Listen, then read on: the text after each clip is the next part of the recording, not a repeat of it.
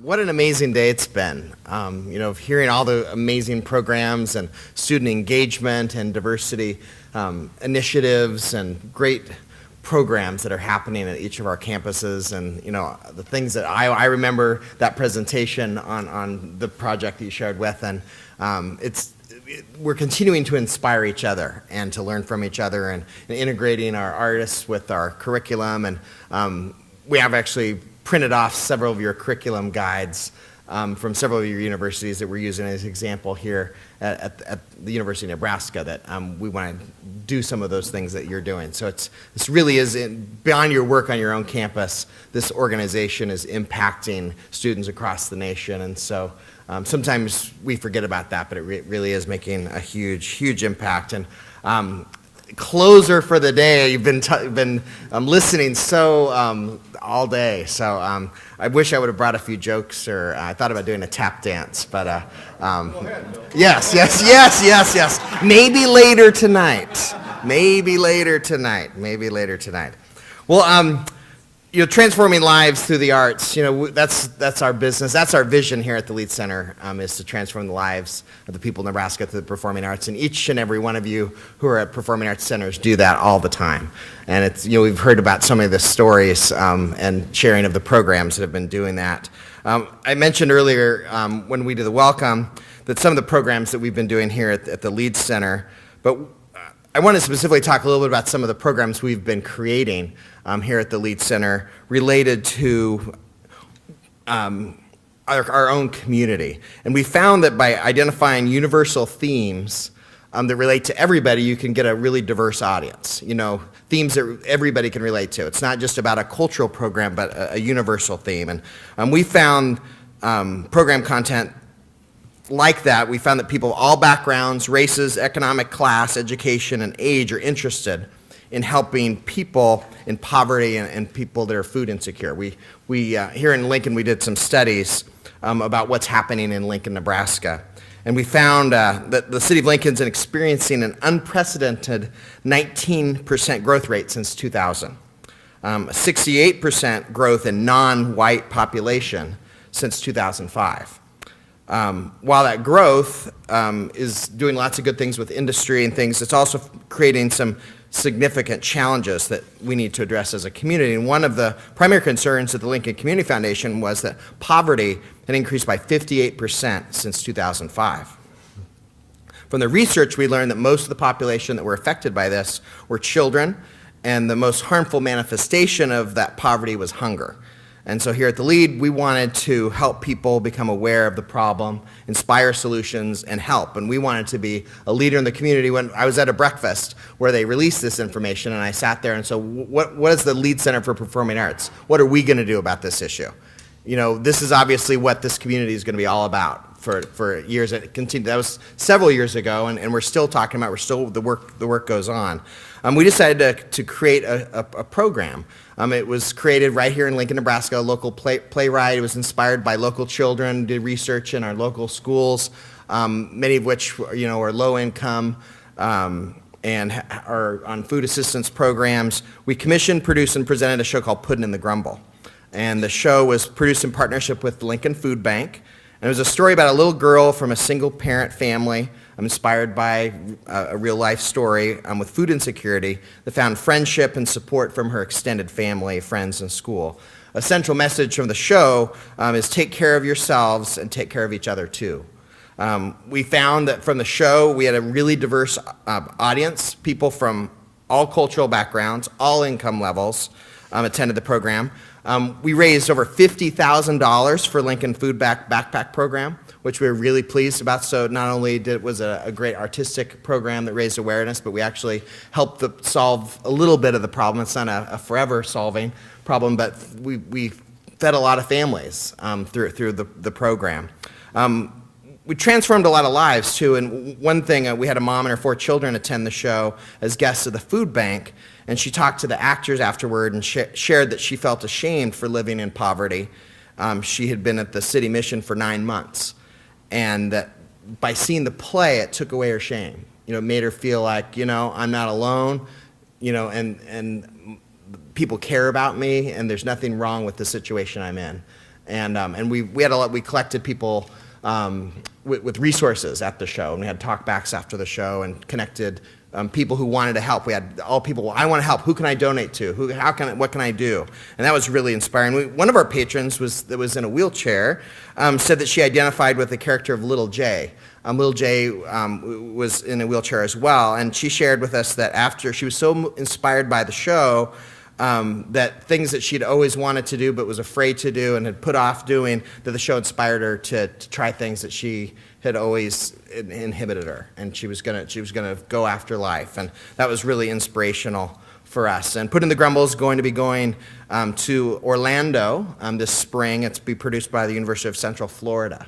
And so it'll be interesting. This will be the first time outside of Lincoln that the presentation's been produced. And so if you're in Central Florida, you might go check it out. Hopefully, maybe, if you're interested in knowing more about it, we'd love to partner with you. Obviously, the connection with the food bank is a great connection, and I think any community that program is put in, the food bank is an essential partner.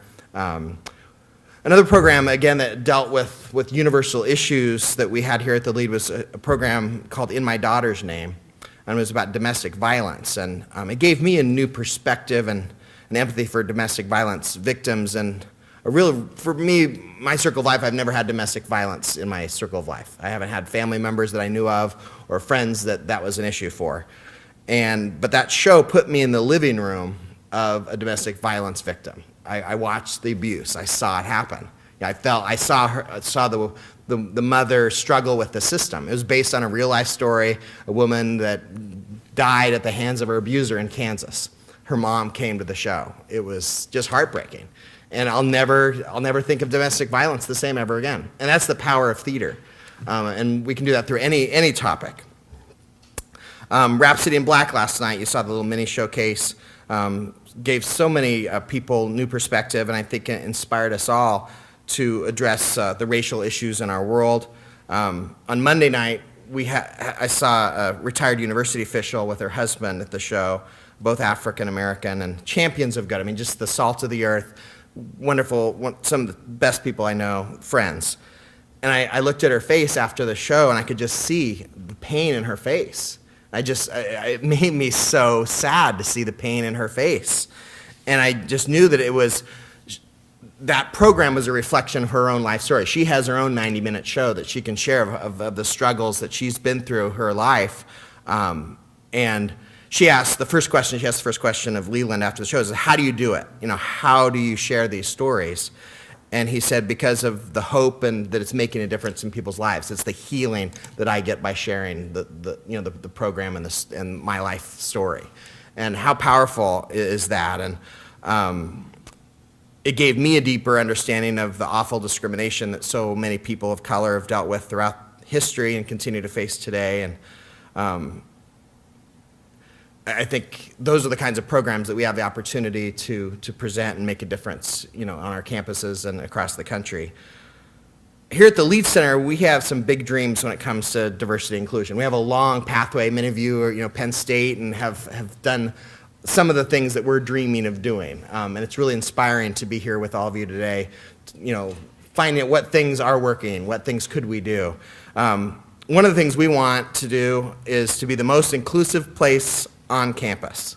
We want to continue to be a leader on this important topic and to be an example. When we talk about what's a great organization on the campus of University of Nebraska that represents inclusion, we'd like them to say that the Lead Center for Performing Arts is a great example.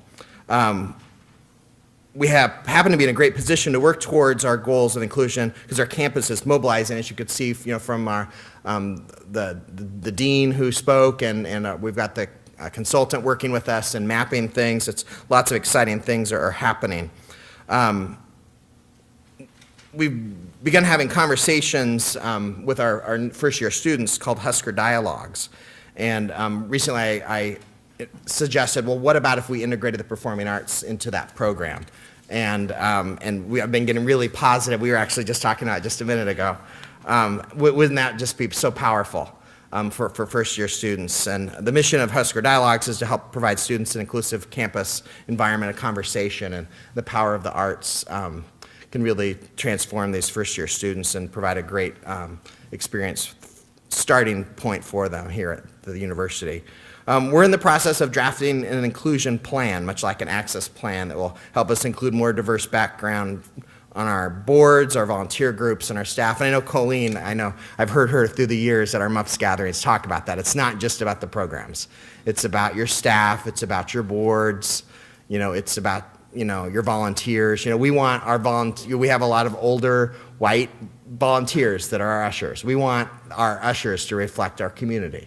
It's going to take some work and some planning and things, but I hope, in the coming years that we're able to report to you and reflect about our successes. And I hope that one of the outcomes from this conference is that if some of you have had success in these areas, that we find ways to share the information.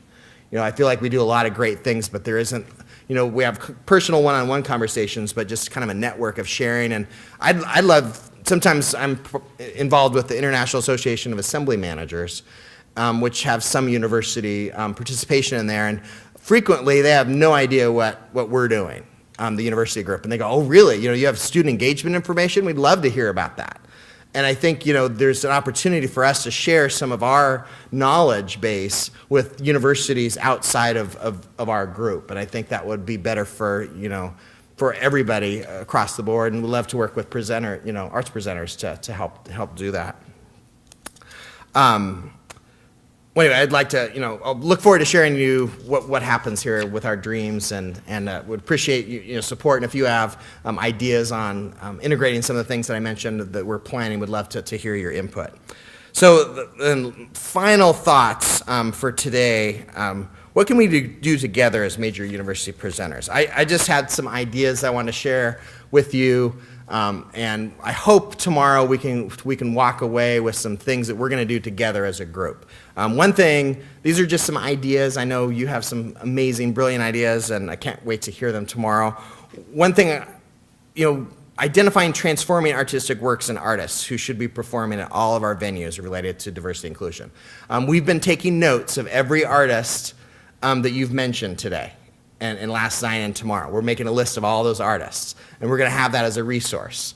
Because obviously the artists that were brought up in our presentations, if you took the time to bring them up, they're probably pretty good, pretty impactful. So that's going to be right out of the gate from this conference. That list is going to be compiled for us, as well as for anyone in the community or in the nation who wants to identify some really key artists. Artistic works that maybe we didn't talk about today. Let's compile a list, and if that could be an action item for us. For those of you who are interested in commissioning new works, most of you commission new works. What about if we were to identify some artists or a particular topic, or together, a group of us? I know this group rarely all agrees on anything, but at least a good portion of us could agree. I was really encouraged. Brian said he's up for it, so at least the two of us are going to commission something. So I would love to have more of you. All right, Colleen. All right, third. That's awesome. Yeah. So, So we just have to figure out, who's the artist, what's the topic, and all those things. And there's so many opportunities, and it's really, really exciting to imagine the impact that we can all make. Research is another. When you look at the student engagement that our organization, the impact. I didn't do much of. The Lead Center was involved somewhat with the student engagement research, but that's amazing research, and it continues to impact universities across the nation and all of us. And let's do that kind of research on this topic. And I think there's an opportunity there. And again, tomorrow, I don't know what those topics might be, the angle, and who's going to do, Wolf Brown or whoever. But let's look at that. And a couple things that I've wondered: are there proven methods to create diverse boards and audience and staff? What I mentioned, it's our goals. Are there some proven methods, things that work, things that don't work?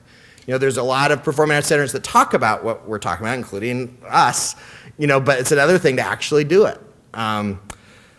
Has research been done that evaluates how arts programs transform students' perspective and behavior on topics of diversity and inclusion? After they see programs, are we measuring? I know there was some discussion that we're starting to do that. So I can't wait to have, another gathering on this topic, I hope. I know University of Washington's talked a little bit about potentially, hosting, step 2 of this conversation. And obviously we have to come up with some plans and things that might happen between now and then for those things to take place. But it's really an exciting opportunity for us to really make a huge difference in the world. We've all transformed lives through the arts and changed the hearts of so many people. Here at the Lead Center and the University of Nebraska, we're committed to providing an inclusive environment. I look forward to working with each and every one of you. The impact of us working together is so much stronger than us alone. And we are uniquely positioned to help our universities provide inclusive environments for our students. We also have an opportunity to transform our communities and heal our divided nation. When you consider the cumulative impact of all the major university presenters have on our nation every year, when you think about all the things that we do, it's amazing. The major university presenters, the artists, and the impact we have on the nation, individually, it's tremendous. And imagine if we took that power, that influence, that impact, and did something together on this topic. It could be one of the most transformational moments in time in performing arts at a time when our nation really needs it. So I wanted to thank you for everything that everybody's put into this symposium. I'll look forward to tomorrow. Have a wonderful evening tonight, and thanks so much.